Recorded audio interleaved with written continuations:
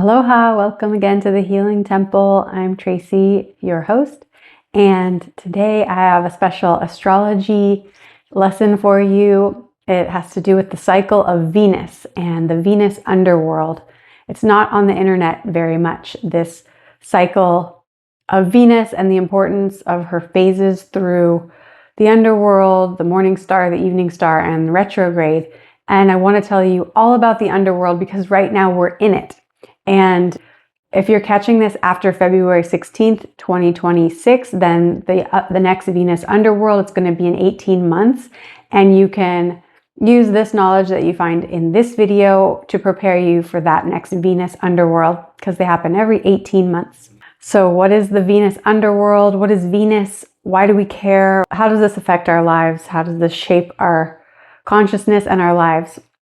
Well, those of you and those of us who are doing conscious spiritual work, conscious evolution, growing ourselves, embodying the best version of ourselves, we are supported by the planets in doing that. And when we align ourselves with the energies of what the planets are doing, we can better ride the wave of navigating, evolving. Venus is the closest planet to Earth. Venus represents, she's kind of like our sister planet. They're very similar planet in size, and she even might have water on her. Venus is the planet of love, beauty. She has to do with your relationships, your finances. She is the feminine. Mars is the masculine, Venus is the feminine. So wherever Venus shows up in your chart, that's your feminine. That's either what makes you financially prosperous, is aligning with your Venus. And if you're a man, where Venus is in your chart is the type of woman that you're attracted to. If you're a woman, this is where in your chart you're going to find your prosperity codes. Venus aligns with the goddess Aphrodite, the goddess of beauty and love and sensuality and abundance. She's an important archetype, and Venus is one of the brightest planets in the sky, the most visible because she's closest to Earth. And she shows up a lot as the morning star, right when the sun is rising. This bright, beautiful jewel on the horizon. When the horizon's like all different colors, she's just there by herself, shining. And then, or she's in the evening star when the sun just set. Sometimes she'll pop up. And stars and planets are distinct in how they look in the sky. A planet won't be sparkling. It'll be just static light shining. And a star will be sparkling. And that's how you can tell when you're looking if it's a planet or a star. So each planet has its own timing of orbit around the sun. The planet Venus takes 8 years to get from one place back to the same place. Just like the moon takes 30 something days to get from back to where it started, or Mars takes 2 years to get back to where it started. Saturn takes 28 years. So each planet has its own orbital process. And with Venus, she actually makes a 5-pointed star in the sky, or if you were to map her trajectory along those 8 years, the rotation and the orbital pattern, the sun, Earth, and Venus will actually create a 5-pointed star over that full 8 years. And each point on the star, or flower, looks like a flower or a star, each point is that point of the Venus Underworld. And that's what we're going to talk about today, is the Venus Underworld. What is it? Why should you care? And how can you navigate it with the most ease and grace? Venus is in the point, which is actually the furthest away from the Earth. So we're not getting as much of her energy. She's kind of out yonder hiding. She's in the underworld. She's gone. She's hidden. So this started on November 19th, 2025, and it will end on February 16th, 2026. So right now it's January 10th, and we just recently passed the Venus, the Queen of the Underworld point, which was January 6th, which was like the point where she's closest to the sun. And so she's going, so if you've been feeling a lot of stuff this since November 19th, this could be why. The Venus Underworld is a place where we meet our shadow, we're rebirthing ourselves, we're shedding a lot of our old identity. So we're going to be going through a lot of this letting go and looking at, you know, what's serving us and what's not, and really taking a deep look into ourselves and how we want to move forward into our life. So it's actually a beautiful container and a space to do some deep work. And that's why if you know about the Venus Underworld, you can consciously do that work.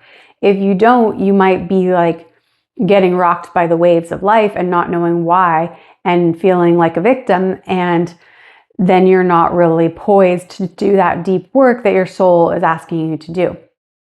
So that's why it's so fun to know when these cycles are happening, so we can work with them and we can learn from them, get the most out of it, because that's why we're here on Earth. We're here to learn, and Earth is a school. And so this is, I see the planets and our karma as our lesson plans for what we're doing here on Earth.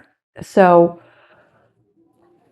right now, my mom is having a really hard time, and that's her Venus Underworld experience, facing her deepest shadows and seeing what is she going to take into her life that she wants to move forward with, and what is she completely leaving behind. And it's a really challenging time for her.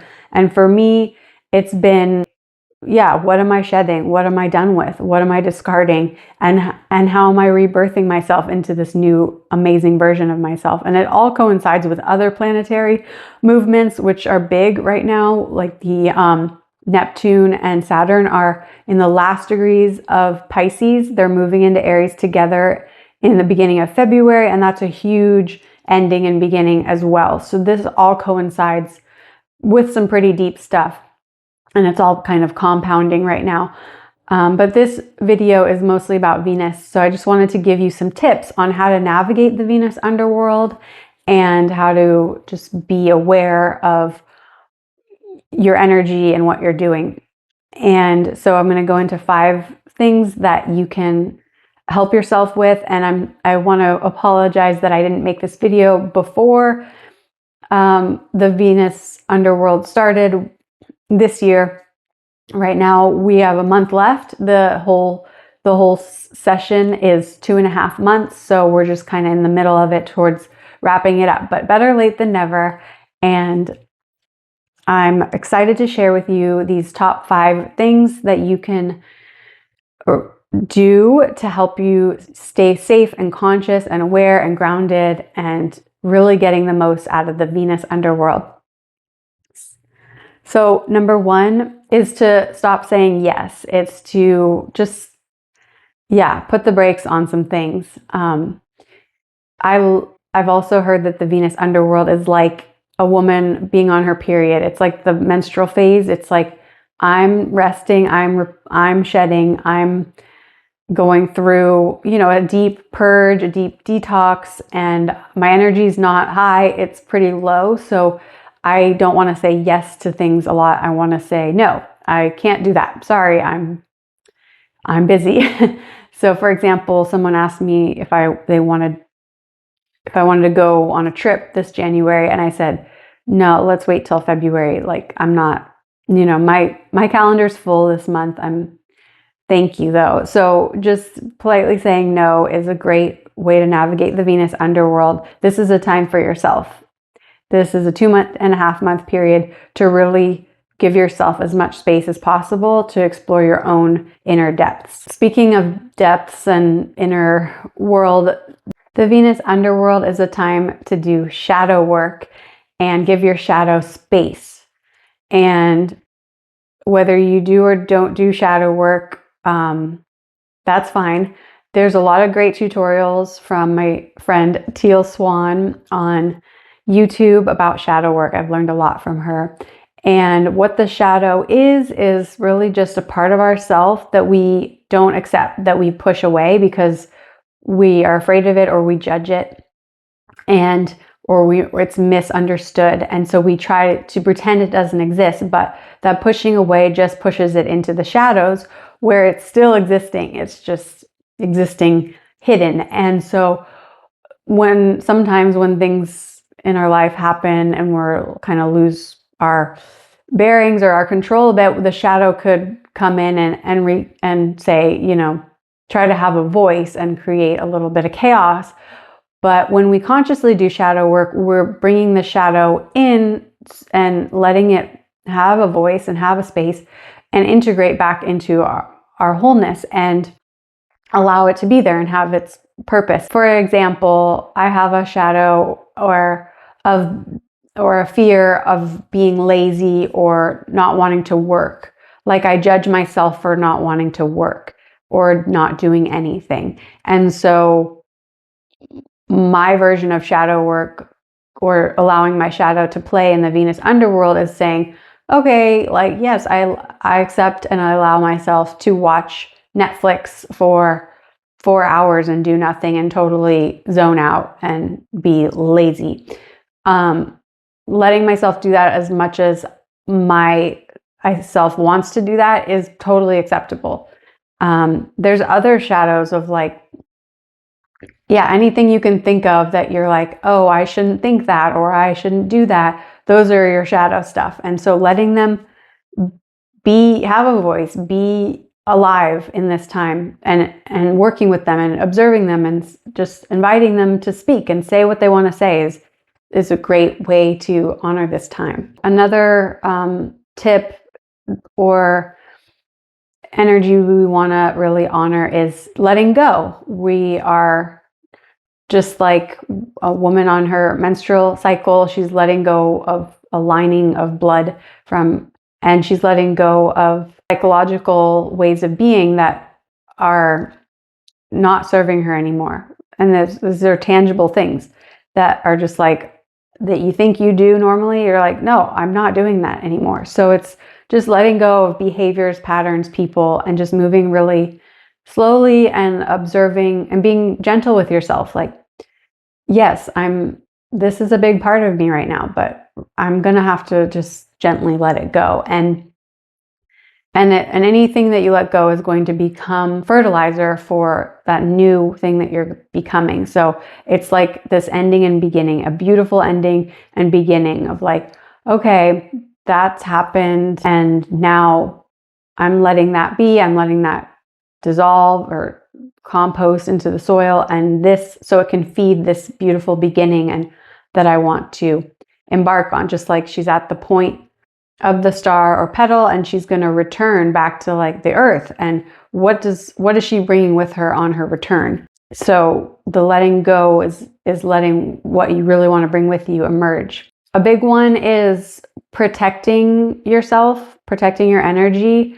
You can do this through a spell or some kind of a proclamation, like my aura is protected. I am fully in the light of. You can call in whatever angel you want, like Archangel Michael or any spirit that you feel connected to, just saying, I call in like a sort of protection around me to ward off any energies that are not in the highest vibration or not meant for my soul's evolution. So just like claiming that the space away from those energies. I kind of look at it like it's Halloween and there's all kinds of ghosts and goblins out, energies trying to like kind of pester you or pull at you, and they in Halloween you might welcome it because it might be an ancestor, but right now this is a time for your personal workings, creating that space for yourself and that space of protection, and then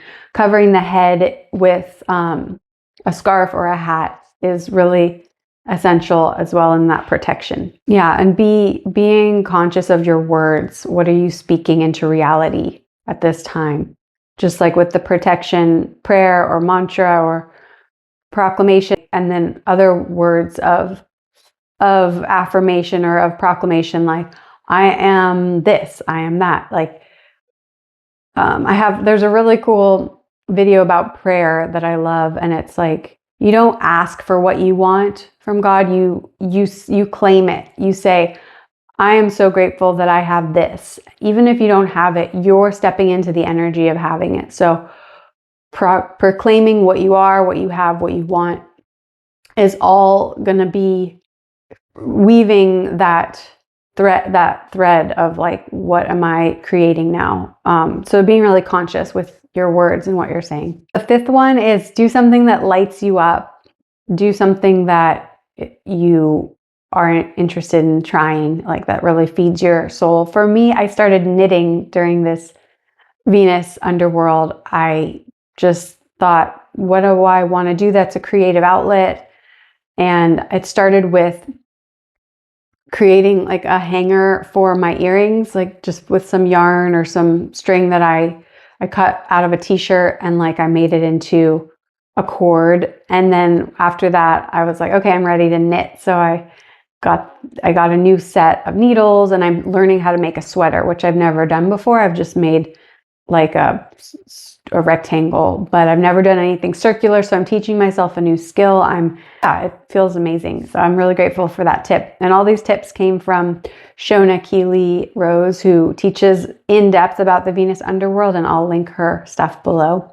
Letting yourself be held through this time, just really taking up the opportunity to rest a lot. And this is for the women mostly, because men are naturally doing, but women are more of the beers. So for women, just really resting in the knowing that you're provided for and taken care of by God or your partner or the universe, and just being more still and restful is a great way to spend this time. You might be going through problems, or your loved ones might be going through issues, and just know it's not punishment. It's a way, it's a reworking so you can receive more pleasure, because Venus is all about pleasure. And it's like, what in my life is not aligned with pleasure? What can I scrape out of here and get lost for good, so that I can invoke more of my holiness, my pleasure, my elation, my heart opening, my service, my joy. How can I invoke that more? Because that's what we are here to experience.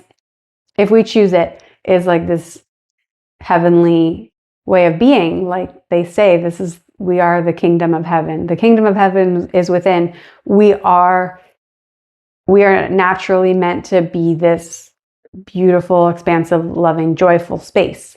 And whatever isn't that needs to be cast away. And we get this beautiful container of time to do this really detailed work to get through it. So I know a lot of people who are going through really hard times. It's just freaking hard. It's challenging. It's intense. And just whatever you're feeling, whatever's coming up, just know that it's meant to be happening right now.